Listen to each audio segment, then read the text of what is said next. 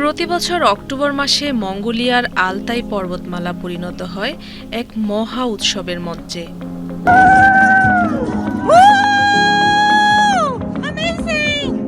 Kazakh শিকারীদের শতাব্দী প্রাচীন ঐতিহ্যকে ঘিরে শুরু হয় গোল্ডেন ঈগল ফেস্টিভ্যাল। এটি এমন এক প্রতিযোগিতা যেখানে ঈগলের চোখের দৃষ্টি, ডানার গতি আর শিকার ধরার নিখুঁত কৌশল দর্শকদের দেয় শ্বাসরুদ্ধকর অনুভূতি।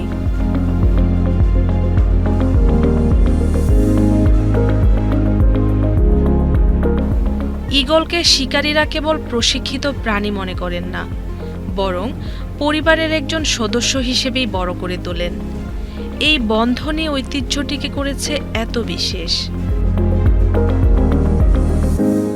তাই তো ইউনেস্কো একে স্বীকৃতি দিয়েছে বিশ্ব ঐতিহ্যের অমূল্য সম্পদ হিসেবে।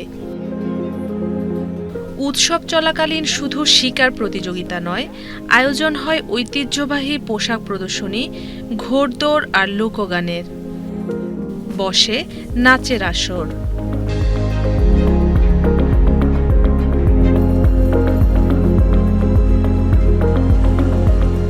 পর্যটকরা থাকেন যাযাবরদের তাঁবুতে, খান কাজাক খাবার আর কাছ থেকে দেখেন যাযাবর জীবনের দারুণ টিকে থাকার গল্প।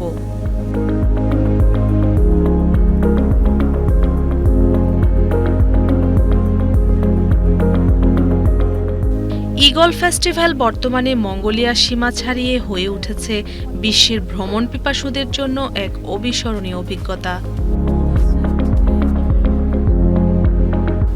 কারণ এখানে আপনি দেখতে পাবেন মানুষ, প্রকৃতি আর প্রাণীর মাঝে এক অদ্ভুত মেলবন্ধন, যা পৃথিবীর অন্য কোথাও খুঁজে পাওয়া দুষ্কর।